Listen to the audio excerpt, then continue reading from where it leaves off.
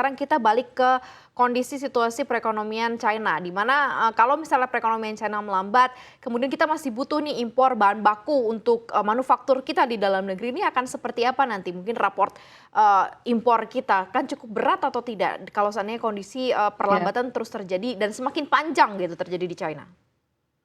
iya, jadi memang mungkin kita perlu petakan ya, artinya sebenarnya pemerintah sendiri kan mendorong bahan baku lokal ya, jadi artinya TKDN untuk dinaikkan tingkat komponen dalam negeri dan kemudian substitusi impor itu kan sudah berjalan sebenarnya dalam 5 atau 10 tahun terakhir ini dan sudah mulai kelihatan hasilnya karena memang tren impor bahan baku penolong kalau tidak salah secara data itu juga udah mulai ada lah penurunan. Nah, kemudian juga indikasi dari pelemahan rupiah, biasanya juga pelemahan rupiah akan mengurangi impor ya, jadi karena kan dengan harga yang lebih mahal orang, perusahaan-perusahaan juga biasanya akan mencari substitusi dari bahan baku tersebut secara teorinya seperti itu. Jadi memang, ada penurunan. Nah, tapi tadi mungkin ada beberapa yang belum bisa disubstitusi oleh produk lokal. Contohnya semikonduktor dan microchips ya, kemarin yang masih jadi Ya. permasalahan untuk industri otomotif kita. Itu salah satu contoh ya, kelangkaan ini memang mempengaruhi. Jadi di tengah misalkan kita lagi menggenjot ekspor industri manufaktur ataupun produksi industri manufaktur, tapi tiba-tiba microchip. Nah, sebenarnya menurut saya ini juga suatu peluang Indonesia kalau bisa juga meningkatkan teknologinya untuk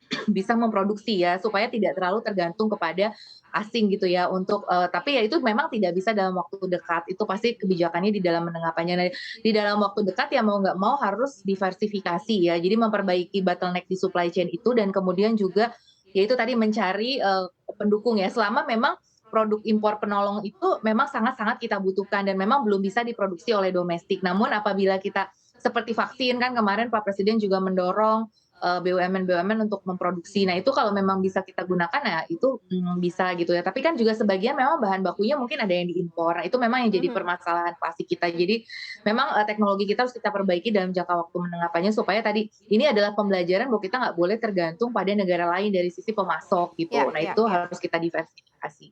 Oke, sebenarnya kalau di sisi BPS sendiri melihat, seperti apa sih rekomendasinya begitu ya dari sisi BPS ke pemerintah soal perdagangan di tengah ancaman awan gelap ekonomi, global, apa sih insight yang diberikan, mungkin apa yang harus di-push juga oleh pemerintah nih Bu Efliza?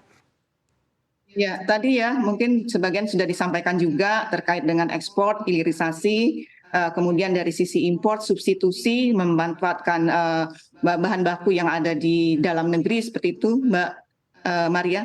Mhm. Baik, kalau dari Anda, Mbak Telisa melihatnya seperti apa? Apa mungkin yang pemerintah harus akan fokuskan begitu ya dengan berbagai macam dinamika yang akan, terjadi begitu ya dan ancaman, awan gelap perekonomian secara global ini?